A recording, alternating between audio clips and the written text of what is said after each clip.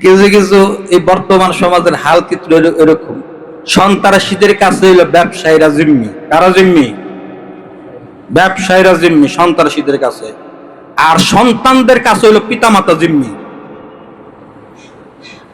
যার ঘরে একটা অশৃঙ্খল একটা সন্তান আসছে, সেই সংসারের পিতা এবং মাতা জানে তার সংসারটা কোন হালে কোন ভাবে যায়। হয়তো লোক সমাজে বলতে পারে না, ভিতরে চাপায় রাখে যে এই অশৃঙ্খল সন্তানটা কত তাকে প্যারা দিচ্ছে, কত মানসিক টর্চার দিচ্ছে। আপনি 24 তলা বিল্ডিং এর মাঝে থাকেন, তাতে সমস্যা কি যদি শান্তি না থাকে ঘরে? আপনি পুরে ঘরে থাকেন কিন্তু আপনার শান্তি আছে, এক বেলা খাইছেন, 2 বেলা না খাইছেন, এর থেকে বড় কোনো শান্তি আর পৃথিবীতে নাই। কথা ঠিক কিনা? এই ধরনের সন্তান যারা আছে তাদের নিকট আমার মেসেজ, আপনারা আপনাদের পিতামাতাকে সম্মান করেন, শ্রদ্ধা করেন।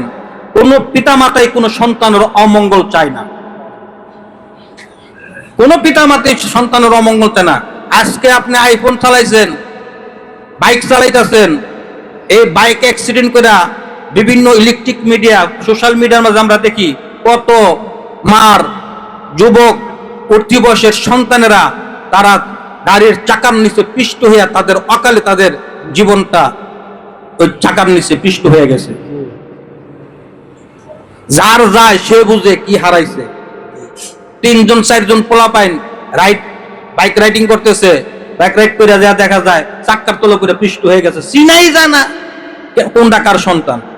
মগজ টগজ বাইরে, মুখ টুক থেতলে মেতলে একবার অবস্থা কাইল হয়ে গেছে।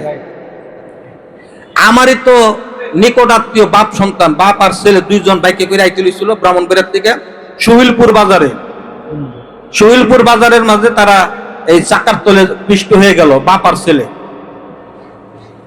আর ছেলে পিষ্ট হয়ে গেল। তাদেরকে ব্রাহ্মণবাড়িয়া সদর হাসপাতাল তাদেরকে পোস্টমর্টমের জন্য নিয়ে গেল।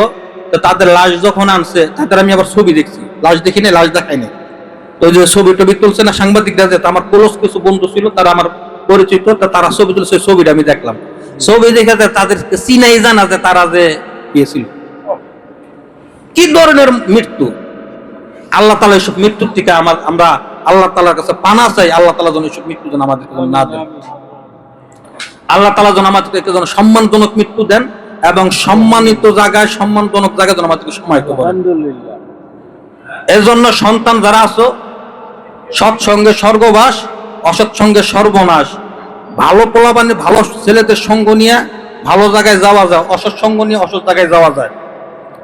এই জন্য বর্তমান ইয়ং জেনারেশন যারা আছে, উঠতি বয়সের যে ছেলেরা আছে, তাদের উচিত তাদের সন্তানকে ইসলামিক মাইন্ড তাদের ব্রেনে ঢোকাই দেওয়া। যদি তাদেরকে যদি ইসলামিক মাইন্ড যদি তাদের ব্রেনে যদি না ঢোকাই দিতে যদি পারে, অন্তত পক্ষে সেই পিতামাতার উচিত সেই সন্তানদেরকে কোনো হক্কানি পীর মাশায়েখ বুজুর্গানের দিনদের সোহবতে পাঠায় দেওয়া। কথা ঠিক কিনা? হক্কানি পীর মাশায়েখ বুজুর্গানদের সোহবতে যদি পাঠায় যদি দেয়, এই সন্তানটা মা কি জিনিস চিনবে, বাপ কি জিনিস চিনবে, কোনটা হারাম কোনটা হালাল, কোনটা ভালো কোনটা মন্দ, এই পার্থক্যটা সে করতে পারবে। কথা ঠিক কিনা? আজকে আমাদের সমাজে আমরা কিন্তু অনেক সাংসারিকভাবে, পারিবারিকভাবে আমরা আমাদের সন্তানদের কাছে আমরা অনেকেই এইভাবে নির্যাতিত।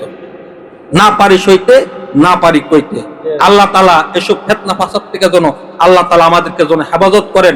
সেই সাথে আমাদের যে সংসারে এই ধরনের উচ্ছৃঙ্খল এই সন্তানেরা আছে, তাদের জন্য দোয়া করি আল্লাহ তাআলা যেন তাদেরকে যেন সহি বুঝ এবং নেক হায়াত যেন দান করেন, এবং পরিপূর্ণ হেদায়েত যেন আল্লাহ তাআলা যেন কারো না কারো মাধ্যমে যেন এই সন্তানদেরকে যেন আল্লাহ তাআলা যেন দান করেন। আমিন।